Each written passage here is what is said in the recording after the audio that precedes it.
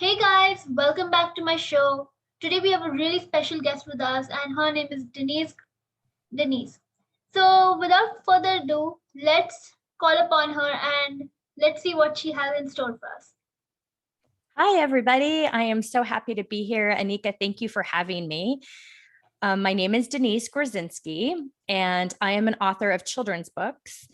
I ironically wrote my first children's book prior to our adoption of four siblings. My husband and I now have a 4, 5, 6, and 7-year-old that came to us through adoption back in 2018. That's amazing. So now, could you tell us more about your books which you've written and tell us about your journey till now? So it's interesting. When I actually initially wrote Harley's story, it was mostly for friends and family. We had a very special dog named Harley, and he was a rescue. And in 2013, my mom had told me, "You used to love writing, so why don't you write a story about Harley?" He ended up being diagnosed with diabetes. So I sat down and I wrote a story about Harley and his rescue and being diagnosed, and it's told from his perspective. That's beautiful. So, could you tell us how Harley's story can be used to discuss no more bullying? Yes. A lot of times in societies, our statistics have shown that bullying really happens. It's about power, right? Or about a lack of it when you feel like you don't have control over a situation. And so oftentimes that starts with small animals because people that don't feel like they have power can exert it on small animals. And children with special needs as well are oftentimes the recipients. Sometimes they're the bullies themselves, but oftentimes they're the recipients. So small animals and children with special needs are, like I said, the recipients oftentimes. So I use Harley's story. I never wanted to be an author that just came into a classroom and read my story. I really wanted my story to help other kids, help kids feel more inclusive. And then I actually partnered with a rescue called Wayside Waifs out of Kansas City. And they have a whole anti-bullying program that is centered around using animals. So, how's the experience working with them? With Wayside Waifs? Yeah. They have an absolutely beautiful program. They have workbooks that I can go into schools with, and it talks through a lot of different aspects of bullying.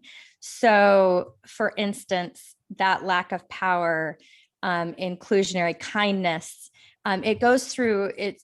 You can actually come in for a 7-day program, and I can bring that in with the workbook, and we can talk through kindness. We can talk through all of these different personality characteristics that help prevent bullying. And they have workbooks that I have actually been able to purchase that I can bring into schools. And they talk through each day of one of those personality traits and how to become more of inclusionary, how to foster those personality traits that stop bullying. I have also gotten that down so that I could do a 1-day program in a school. I could come in and just do 1 day as well. That's amazing. So, from what you're telling me, I can really understand that you love dogs and you love to help people who are being bullied. I do. I really love children. I love animals. And I really believe that animals teach us a lot of very important life lessons.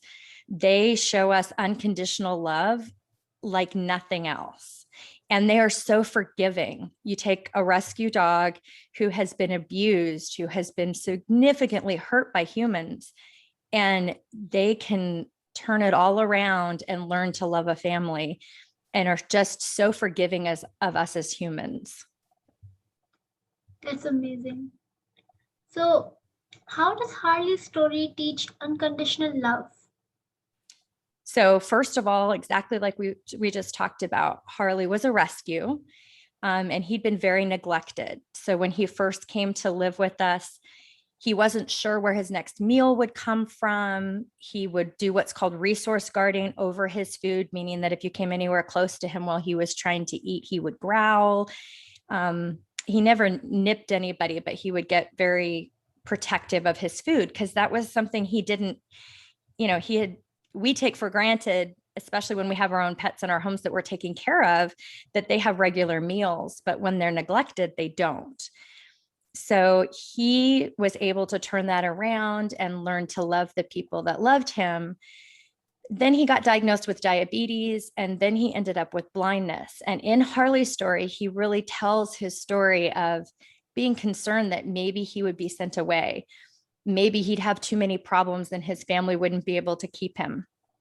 And so he learns, though, that unconditional love means loving no matter what, whether there's health issues, whether there's any other challenges. And that is so important to me that everyone, children, adults, understand and hopefully experience unconditional love. So Harley must have been like having a lot of problems at that time, but like overcame his problems no matter what was happening. So Correct. that tells us that no, be it a dog or a person or any sort of animal or any sort of person, they can still overcome their fears if they believe in this, if they believe in themselves. Correct. So what gave you the inspiration to like write Harley's story? Was it completely out of your imagination, or was it mostly your actual events happening in your life?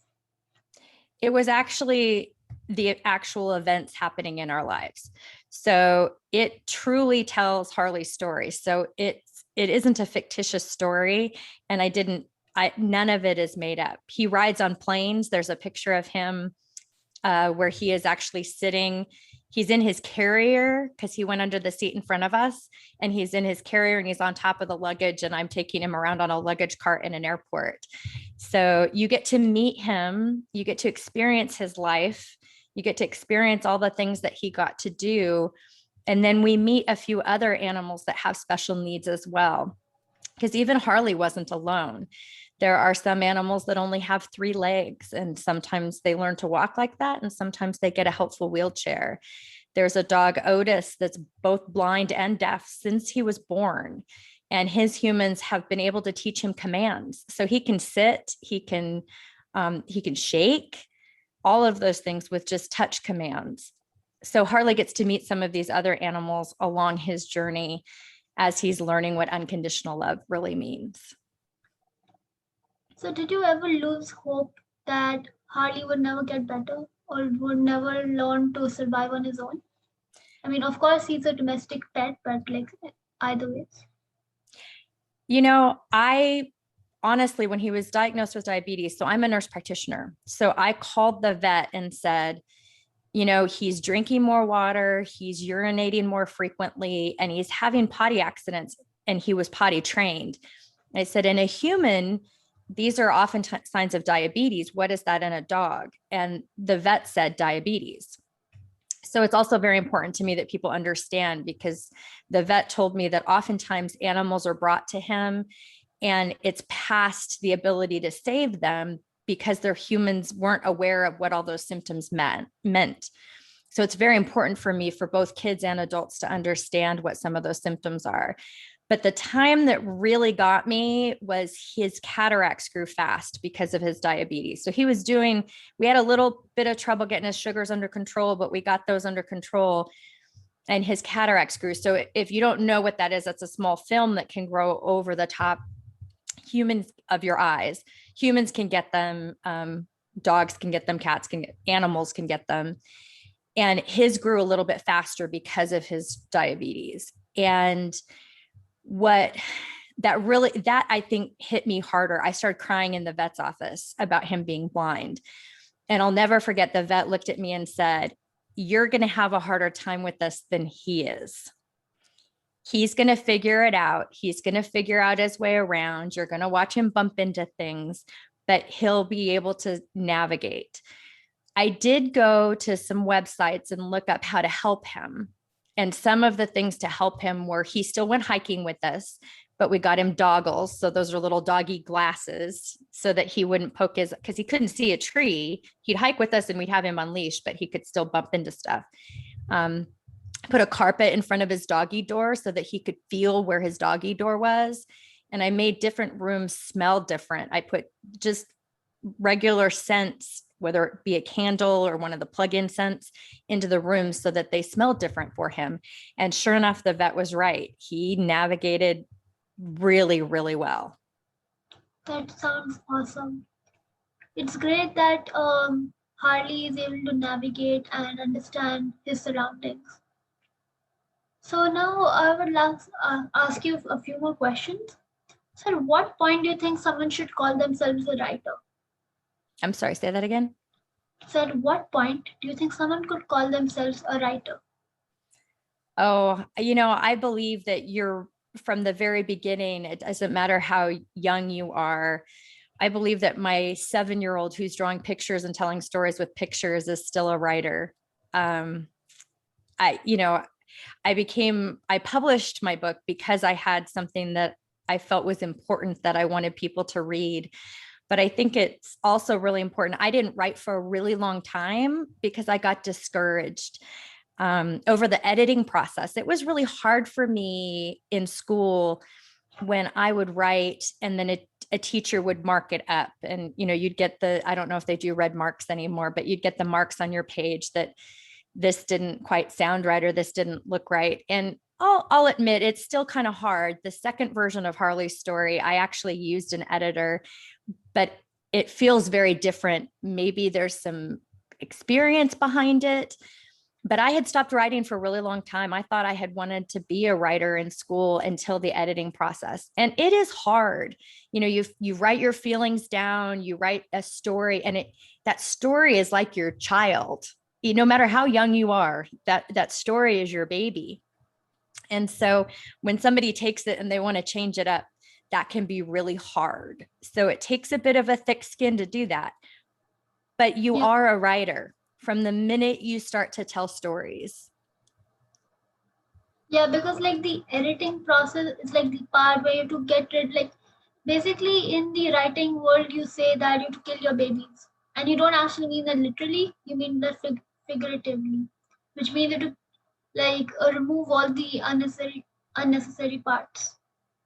That's exactly right. And that can be really hard because you're having to let go of something that meant something to you when you wrote it.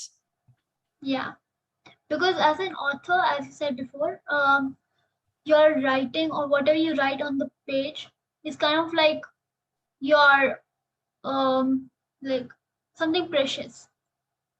So basically, when you want to give away something precious, obviously you won't feel good about it, even though it's necessary. That's true. It's very, very true. And it can be very difficult. How do you get through that? So, could you repeat the question? I said, how do you get through the editing process? Because you're a writer as well. Yeah. So,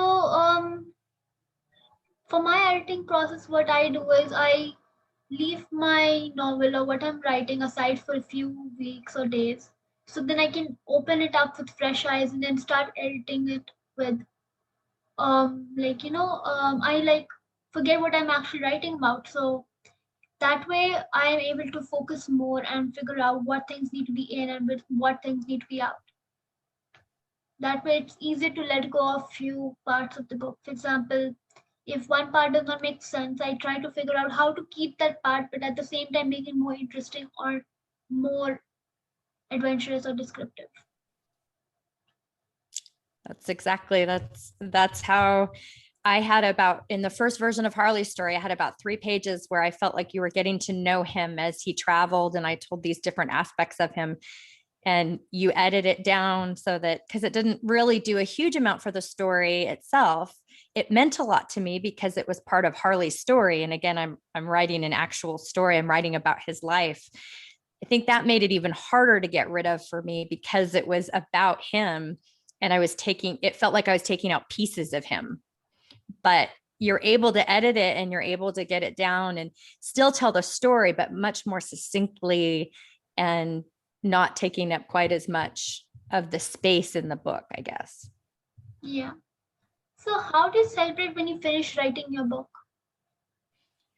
I cannot tell you what that feels to hold the book in your hands, to hold the actual book.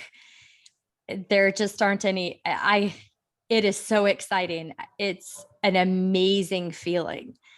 And I self-published. I didn't actually go through a publishing agency. The first time I did it through a self-publishing division of Reader's Digest. And I can say nothing but great things because they really helped me learn a lot about the process. And then I've done a couple book launches for some other authors. I've done a few other things. I also joined the Society of Children's Authors, Writers, and Illustrators called SCBWI, went to conferences, learned a lot. So when I came up with this second edition that's being released this month, I was able to take it to another level than the first edition, partially because I was willing to open up to pieces of the story changing up too. And I was ready to have it be, I just wanted it to be an even better book because I wanted to reach as many people I can with his story. Yeah. Okay, so when was the last time you Googled yourself and what did you find? Oh, I haven't Googled myself in a couple months, but usually I think what you most of the time find about me is that I'm a nurse practitioner. So I think usually when you Google my name, that's a really interesting question. I haven't done it in a while. I also used to be a nurse practitioner on Carnival Cruise Lines. So for a while, my name came up with Carnival Cruise Lines. So, but usually it's about my career as a nurse practitioner and where I'm currently working. I would love my author portion to come higher up, but. So if your books were made into a movie, which actor, or in your case, which dog breed would play your character? Well, Harley would definitely be played by a Yorkshire Terrier, since that's what he was. And I used to be told, now mind you, it's been a few years, but I used to be told I looked a little bit like Katie Holmes. So we could see if we could get Katie Holmes to play me. I don't know who she is, but many people may or may not be right. Well, it was a show when I was young. So it was a show called Dawson's Creek that she was on many years ago. Yeah. Okay, so with this, we have come to our end of our interview. I hope you had fun. And is there any last minute things you want to say to our audience about yourself or your book, or where we can find your books? So we can find Harley's story on Amazon. And it is the second edition. So you'll want to look for the second edition, Life Lessons from Fur Friends. I have a blog, denisegruzinski.com. So DENISE GRUZEN as in Nancy, SKY.com. And on denisegruzinski.com, I have free coloring pages and word searches and a lot of fun, and it's under fun and free activities that go along with Harley's story. That's amazing. So guys, I hope you learned something new today, and I hope to see you guys next time. Bye guys.